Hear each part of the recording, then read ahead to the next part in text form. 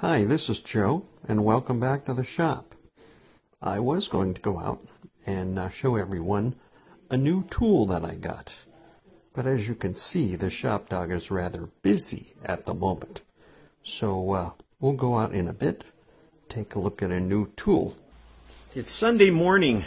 The shop dog is out sleeping in the sun, and I got all my chores done, so now we can head out to the shop. And over the Black Friday holiday, I was able to pick up a Cobalt 7 1/4 inch miter saw. It was on sale for $100. The normal price was $160. So I think that was a pretty cool deal. Let me tell you what I'm going to do with this. I've always wanted a dry cut saw. They have 7 1/4 inch metal cutting carbide tip blades. Most of the dry cut saws are either 10 inch or 14 inch. The motor speed rotates much slower, like around 1500 RPM. A normal chop saw runs between 5,000 RPM and 6,000 RPM. And those saws are very expensive. I believe they start out right around $250 and they go up from there. We're going to do a little test here.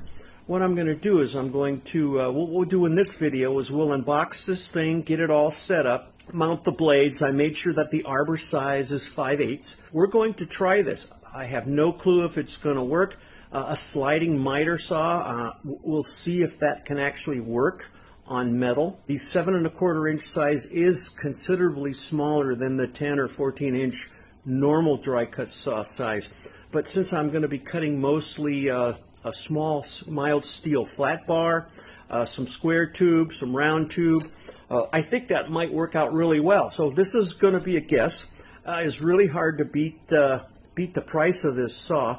Let's go ahead and mount the camera on the tripod. Let's start opening this thing up, see what we can do.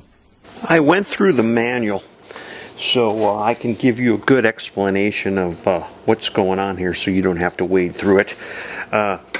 This little rotating rod here goes in and it locks the miter to keep the table from moving this way. If it's loose, then you can lift up on this lever and swing the miter this way. And there is a detent right at 0. As we mentioned before, this arm right here will lock the slide. This notch will free the vertical movement of the saw. We can lock that in. What's really nice, let's open this up, there is a depth of cut. If you lift this up and flip down this little lever and then come back down, there is an adjuster right here.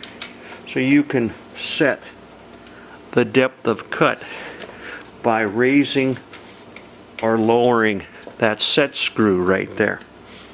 If you want a full cut, you just flip this lever back up and then you're okay there.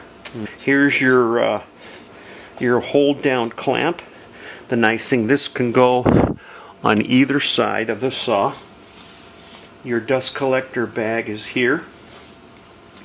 If you want to change your bevel, there's a blue knob at the back, and there's adjustments on the bevel scale and on the miter scale. So you can adjust this if it's slightly out of whack. One thing I've noticed is this saw, since it's made of aluminum, is very light.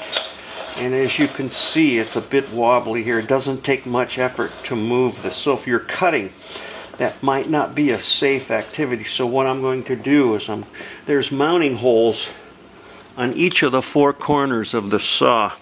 I'm going to probably take and cut some wood, either a piece of 3/4 inch plywood, maybe a couple of 2x4s, and I'm going to bolt this down to add some weight to it and some stability to keep it from moving. Let's talk a little bit about alignment of the saw. There is a laser level built in. I don't have it plugged in now. We'll do that here in a minute. Let's pop this up and reposition the camera. If you look right here, there is on your bevel scale, there is an adjustable pointer, and you can adjust that there. And then on this scale here, which is your miter scale, I'll move the camera, you can see this better. There is a adjustable pointer here. So let me move the camera and I'll show you how to do a proper adjustment on both the bevel and the miter portion of the saw. To adjust the saw, what you need is yourself, since I do a lot of machining, I have an angle block here. This has 90 degrees on one side and 45 on the other. If you don't have one of those, get yourself a combination level. Most people have a combination level laying around their shop. So what we want to do, first of all, we want to put the miter portion of the adjustment right here. There's a detent. You want to put that in till it clicks. And then you want to raise your blade guard, lower your blade down, put your square in, or in this case your angle block. You want to make sure that that blade is 90 degrees, and you want to look at that and you want to get at a point to where it's really hard to see light between the surface of the blade and your angle block here. Now that you have this at 0 and your bevel at 0 there, if it's not, you want to adjust. In the case of the bevel, loosen your knob there, and you want to adjust this to get it exactly at 0. And then what you want to do is come in, adjust the screw on this pointer, and put your pointer right at 0. Now the detent, they put in at the manufacturer, so you want to make sure the saw clicks in to that detent for 0 on the miter portion of the saw. You want to take your angle block, you want to put the bottom edge of the 90 degree portion against the back of the base. You want to lower your blade, and then what you want to do is put the angle block and make sure the angle between this portion of the rest and the blade is perfectly square.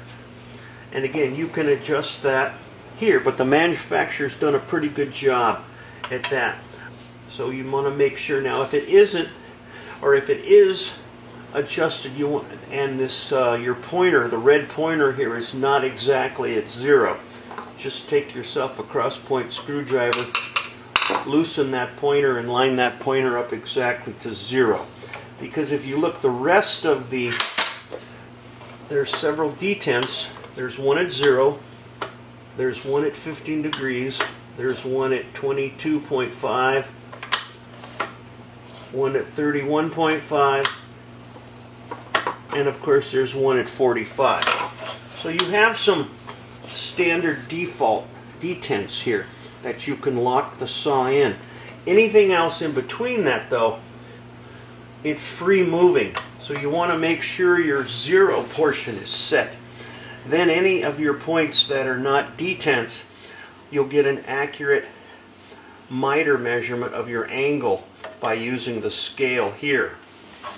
Same thing, if we put the saw at 45 degrees, now let's see if you can see this. This might be difficult to see from this angle.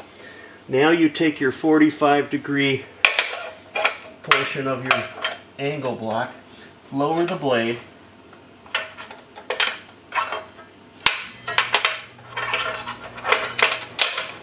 and you want to come in and touch that blade, and you want to make sure, it might be hard for you to see this, you want to make sure no light or very little light is going between the angle block and the saw blade. And if you adjusted your red pointer here to 0, you can then tell whether when the pointer's on 45, it's accurate. Now, if for whatever reason the saw came from the factory pretty close to 0 and 45 degrees, on the back of the saw there's 2 adjuster nuts here. Those adjuster nuts can be adjusted to dial in the angle on your bevel. And after normal use, vibration possibly will change that. So it's always a good idea from time to time to come in with either your combination square or an angle block, and you want to align the 3 different positions. Okay, now let's move the camera to the front. We're running out of time in this video. We'll go ahead and end it off here. In the next video, we'll show you how to change a blade and how to adjust the laser sighting. So hope you enjoyed the video. Please like, share, and subscribe, and we'll see you next video.